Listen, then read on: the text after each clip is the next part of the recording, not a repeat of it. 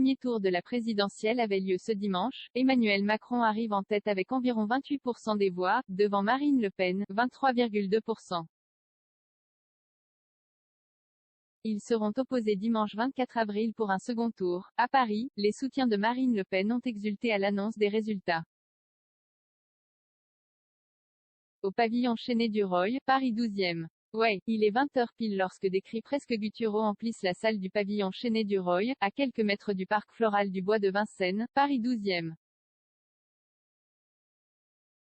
Les militants venus soutenir la candidate du Rassemblement national, Marine Le Pen, laissent exploser leur joie alors que le visage de leur championne apparaît sur l'écran qui surplombe la scène sur laquelle elle doit s'exprimer dans quelques minutes.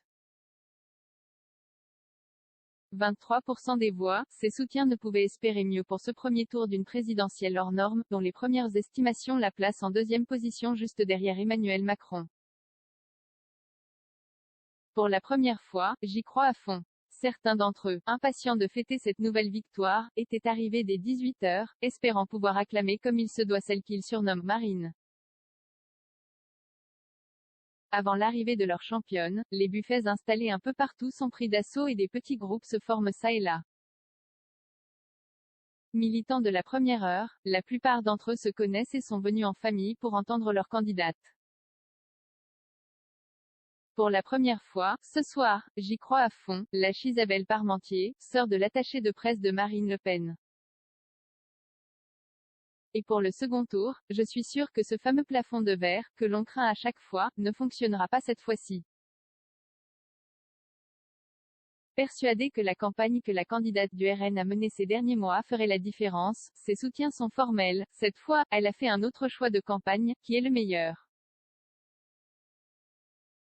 C'est celui d'aller à la rencontre des Français, estime pour sa part Nathalie, venue avec son mari, Olivier, et leur fille, Jennifer.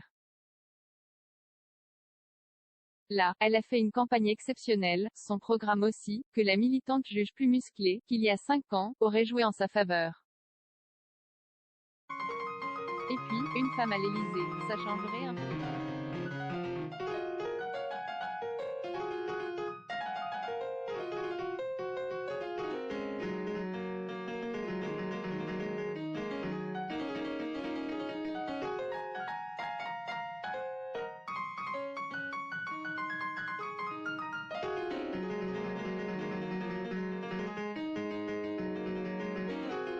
Scandale qui pèse sur lui. Et au second tour, il n'aura qu'un faible report de voix possible, assure Steven, sans doute l'un des plus jeunes militants de la salle. Autour de lui, tandis que les verres de vin se vident et que les petits fours se raréfient, les supporters, dirigeants et cadres du parti poursuivent leurs débats enflammés sur la manière dont ils fêteront cette victoire assurée.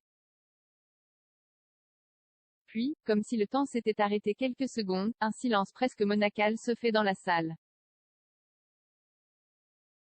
Le compte à rebours avant les premières estimations est lancé sur le grand écran branché sur BFM TV. La foule se masse et entonne la Marseillaise avant la fin du décompte. Le chant laisse finalement place aux cris de joie lorsque s'affichent les premiers chiffres. Si Emmanuel Macron arrive en tête avec 28%, la candidate du RN le talonne, suivie par Jean-Luc Mélenchon et ses 22%. Même si ce ne sont que des résultats provisoires, la foule semble unanime sur la victoire à venir de Marine Le Pen, et martèle à tue-tête, comme pour sceller le destin de leur championne, on va gagner. On va gagner. L'accès à ce contenu a été bloqué afin de respecter votre choix de consentement en cliquant sur J'accepte. Vous acceptez le dépôt de cookies par des services externes et aurez ainsi accès au contenu de nos partenaires. J'accepte et pour mieux rémunérer 20 minutes, n'hésitez pas à accepter tous les cookies, même pour un jour uniquement, via notre bouton J'accepte pour aujourd'hui dans le bandeau ci-dessous. Plus d'informations sur la page politique de gestion des cookies. Enfin, quelques minutes plus tard, Marine Le Pen arrive dans la salle, et se met au milieu des drapeaux bleus, blancs et rouges, jusqu'à la scène surélevée. On n'a pas fait un an de campagne pour rien, on a fait campagne sérieusement et ça a payé, analyse Steven, un immense sourire accroché à son visage, les yeux rivés sur Marine.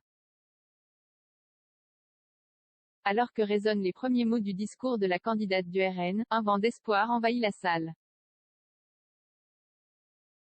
Tous les regards sont tournés vers celle qu'ils espèrent voir bientôt occuper le fauteuil de l'Élysée. Pour cela, encore faudra-t-il que Marine Le Pen réussisse à convaincre une partie des Français déçus de ce premier tour ou encore indécis. Réponse dans les urnes le 24 avril au soir.